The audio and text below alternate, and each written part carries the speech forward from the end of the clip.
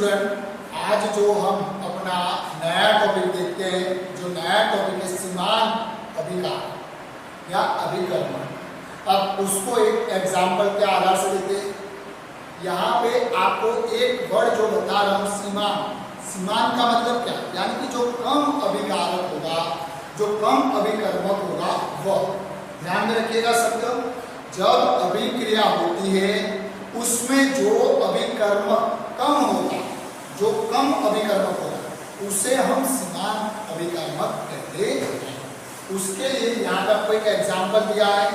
Example में ये लिखा है 50 किलोग्राम नाइट्रोजन लिया है, 10 किलोग्राम हाइड्रोजन गैस लिया है। दोनों को हम मिश्र करेंगे।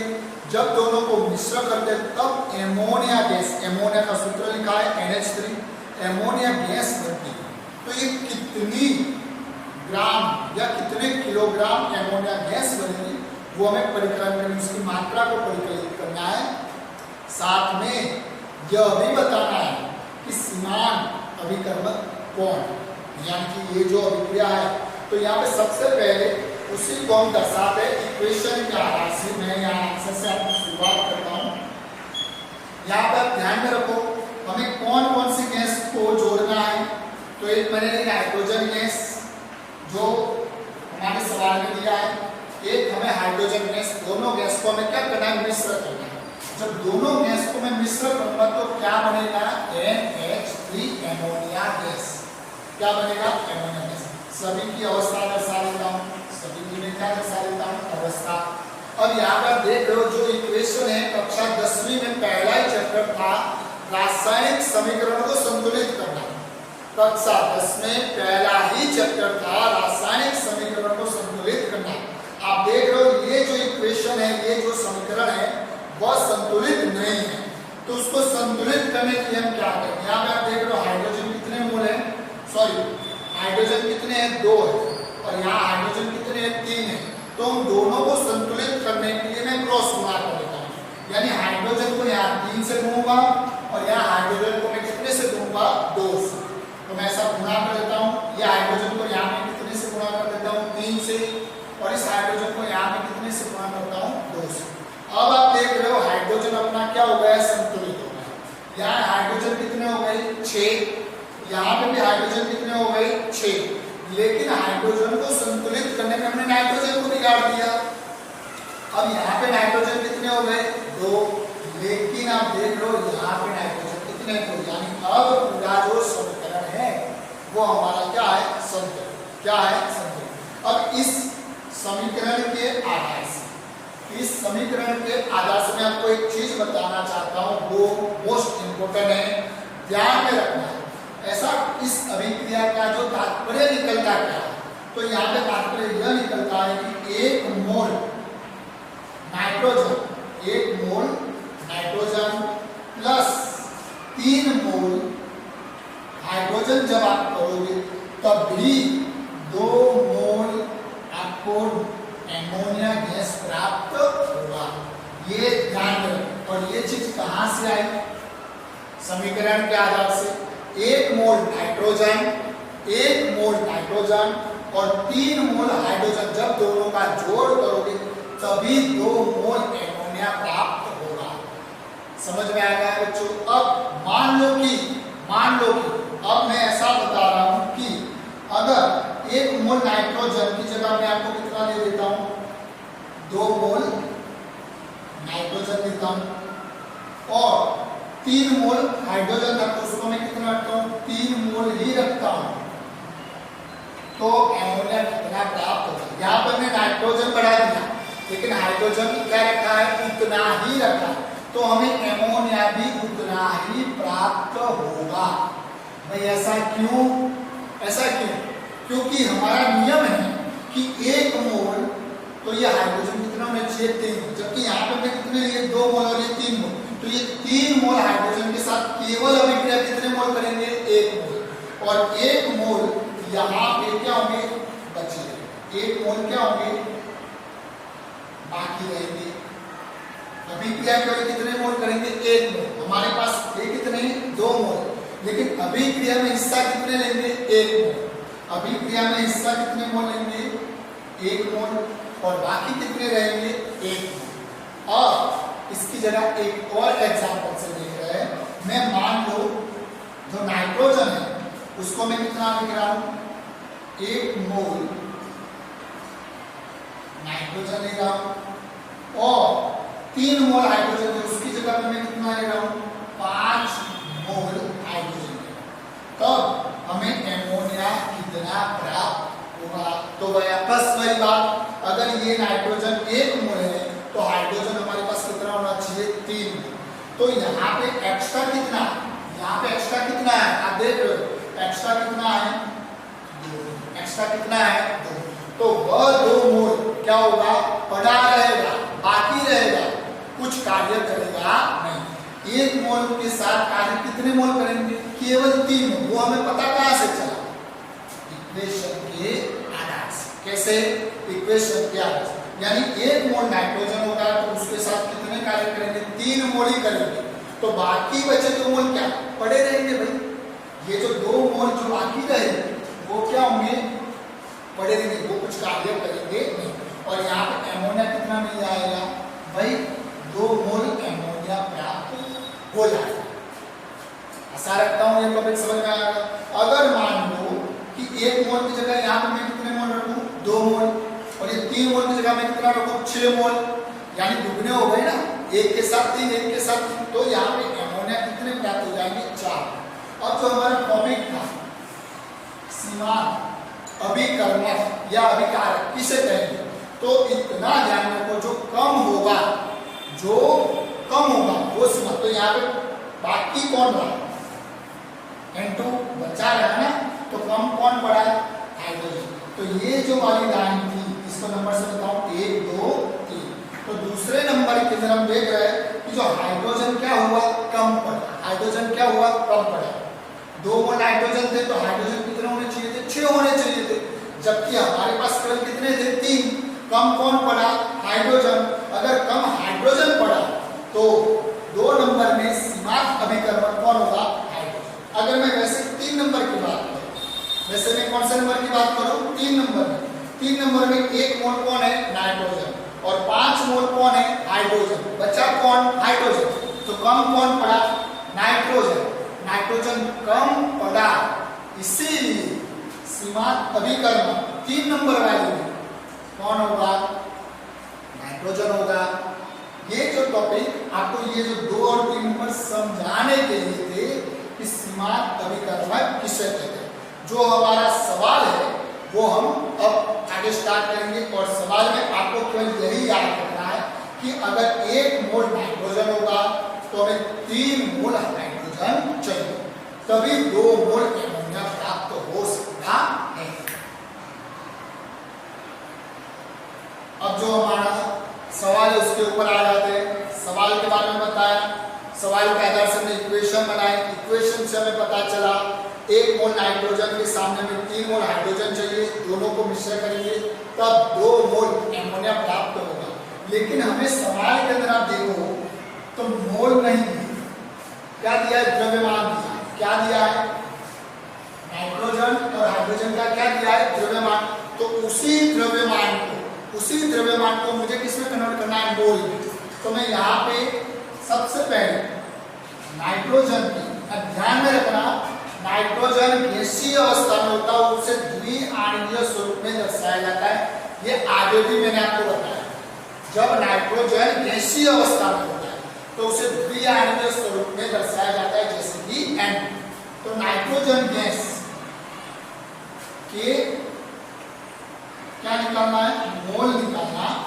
तो मोल का सूत्र आपको क्या है, मोल का सूत्र क्या था द्रव्यमान बटे मोलर द्रव्यमान, द्रव्यमान बटे मोलर द्रव्यमान। तो यहाँ पे आप बता सकते हो द्रव्यमान कितना 50 किलोग्राम। अब 50 किलोग्राम की जगह मैंने 50,000 ग्राम लिखा, यानी किलोग्राम को मैंने किसमें कन्वर्ट कर दिया ग्राम में। और मोलर द्रव्यमान नाइट्रोजन का कितना होता है 14, यहाँ N2 है, इसीलिए कितना आएगा 28 ग्राम प्रति मोल। अब ध्यान देने वाली बात, मैंने किलोग्राम क्यों नहीं रखा ग्राम क्योंकि यहाँ पे जो एसआई मात्रक थी मोलर द्रव्यमान उसमें 28 जो है वो ग्राम के तौर पे लिया गया। किसके तौर पे लिया गया? ग्राम के तौर पे। इसीलिए द्रव्यमान को मैं किसमें रखूंगा? ग्राम में ही रखूंगा। अब इन दोनों का आपको भाग करना है। 50,000 बटे 28 कितना आता है आप देखो। उसके इसका जो कैलकुलेशन जो मैंने कर दिया तो जो इसका जो आंसर आएगा वो आएगा आपको 1785।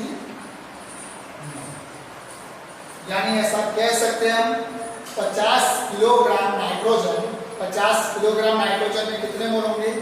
1785 मोल। अब वैसे ही हम क्या देख रहे थे? हाइड्रोजन गैस के मोल। अब हम क्या देखते हैं? हाइड्रोजन गैस के मोल। तो वही सूत्र हाइड्रोजन गैस के लिए भी क्या होगा? द्रव्यमान बटे मोलर द्रव्यमान। तो हाइड्रोजन गैस का द्रव्यमान कितना है? यहाँ पे हमें दिया है 10 किलोग्राम। तो 10 किलोग्राम को मैं ग्राम में कन्वर्ट कर दूंगा तो क्या आएगा?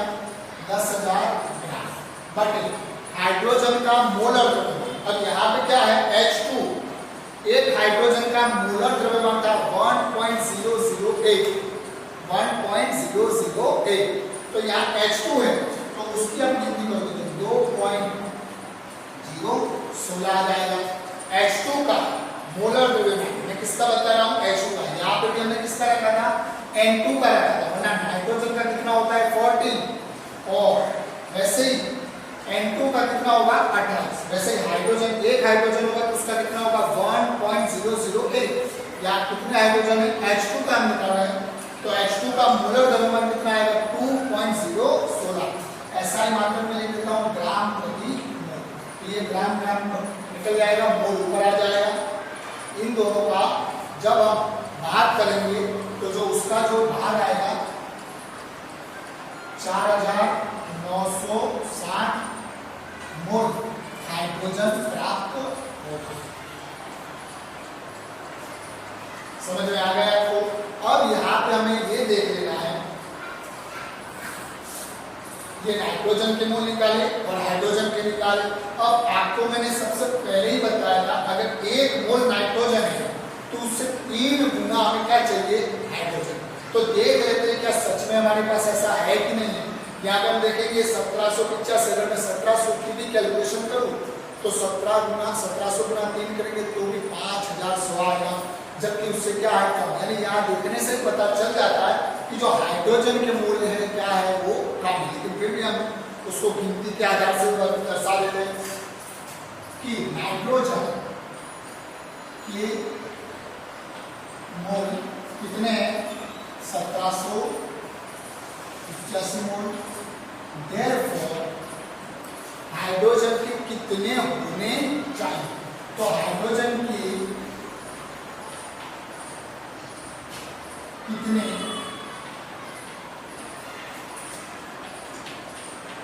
होने चाहिए? तो उसके लिए मुझे क्या करना पड़ेगा? 3 से गुणा करेंगे तो 3 गुणा N2 के मोल। तो यहाँ पे देख रहे हो 3 गुणा N2 के मोल कितने आएंगे अपने पास? 1785। तो उन दोनों का जब मैं जोड़ करूंगा तो मेरे पास आ जाएंगे 5355 मोल H2। इतना होना चाहिए। यानी जब अभिक्रिया तो 1 मोल N2 वो तो 3 मोल हमें H2 होने चाहिए। तो यहाँ पे अभिक्रिया के क्या देख लो मेरे पास N2 कितने थे? 1785। तो अभिक्रिया करने के लिए मुझे H2 कितने चाहिए? 5355 मोल H2 होने चाहिए। लेकिन उतने नहीं है मेरे पास। तो केवल कितने हैं? 4960। यानी कम कौन होगा? हाइड्रोजन। तो यहाँ पे मैं नोट करके कह सकता हूँ भाई कम कौन हुआ? हाइड्रोजन। हाइड्रोजन होना कितना चाहिए था? मैंने कितना होना चाहिए ऐसा लिखा और ये हमारे पास है वो वैल्यू। तो होना कितना चाहिए था? 5355। लेकिन हमें दी गई वैल्यू कितनी है? 4960, यानी कम कौन है? हाइड्रोजन। तो जो यहाँ पे ऐसा कह सकते हैं कि जो H2 है वो सीमा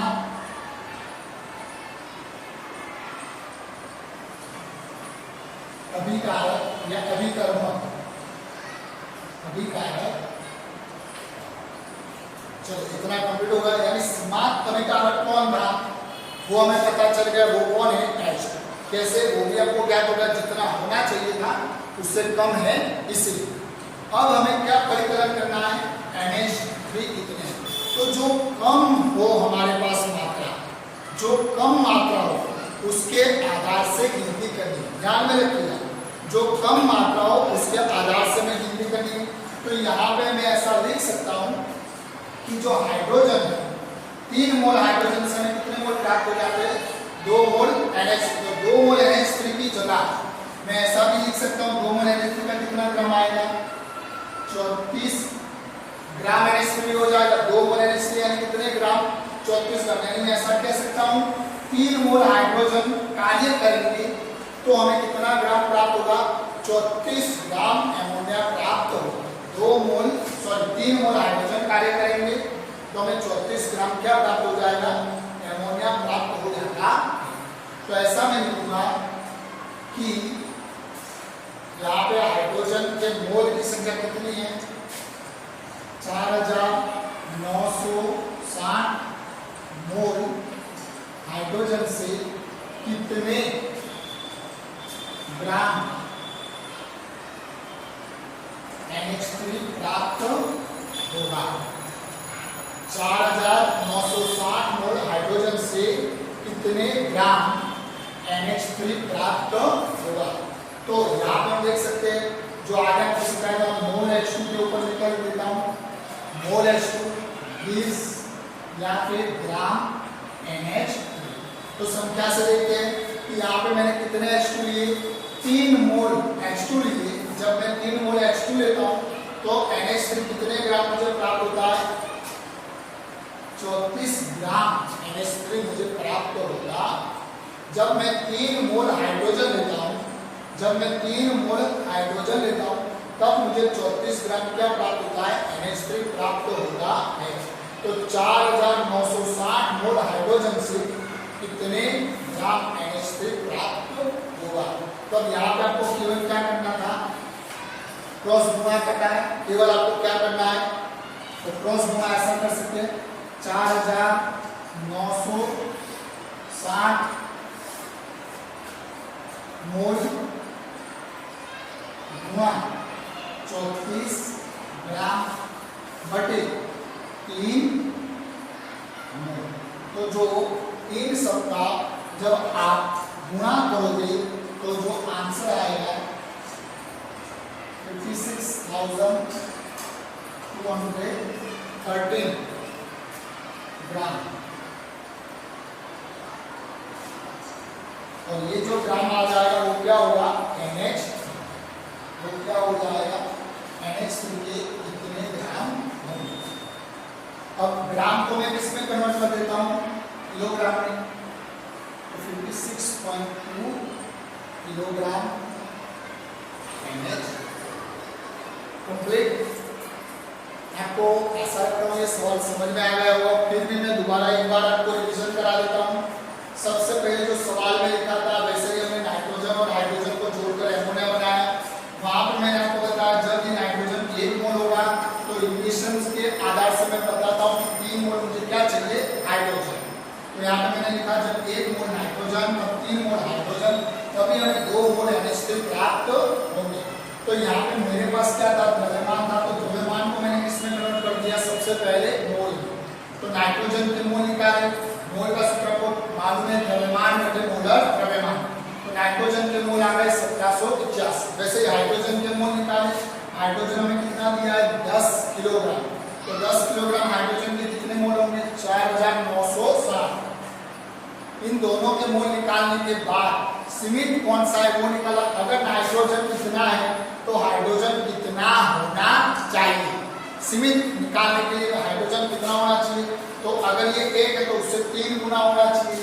तो नाइट्रोजन का 3 गुना किया तो कितना है हमारे पास 5355, जो हालांकि हमारे पास नहीं है। हमारे पास तो केवल कितना था 4960। तो वहां से हमें पता चल गया, जो मैंने नोट करके लिखा है, कि हाइड्रोजन यहाँ पे क्या है सीमित, कम है हमारे पास। हाइड्रोजन क्या है कम। अब हाइड्रोजन कम है तो जो कम है उसी की आधार से हम आगे की गिनती करते हैं। तो यहाँ गिनती में क्या मुझे क्या प्राप्त करना था, कितने ग्राम एमोनिया है। तो यहाँ पे मैं ऐसा कह सकता हूँ, अगर 3 मोल हाइड्रोजन से मुझे कितने ग्राम 34 ग्राम प्राप्त होते हैं, तो 4960 मोल से कितना, वही मैंने लिखा 3 मोल हाइड्रोजन से हमें कितने ग्राम प्राप्त होता है 34, जो कि इक्वेशन से लिखा है और आगे ऐसे सवाल आपको बहुत से समझाए। 3 मोल हाइड्रोजन से 34 ग्राम क्या प्राप्त होता है एमोनिया। तो हमारे पास कितने मोल पर्याप्त थे 4960 मोल H2 से हमें कितने ग्राम एमोनिया प्राप्त होगा। क्रॉस गुणा किया जिसका आंसर आ गया 56,213 ग्राम एमोनिया। ग्राम में था तो उसको मैंने किसमें कन्वर्ट कर दिया किलोग्राम। आशा रखता हूँ ये जो टॉपिक है आपको समझ में आ जाएगा और आगे हम नेक्स्ट वीडियो देखेंगे। तब तक के लिए धन्यवाद।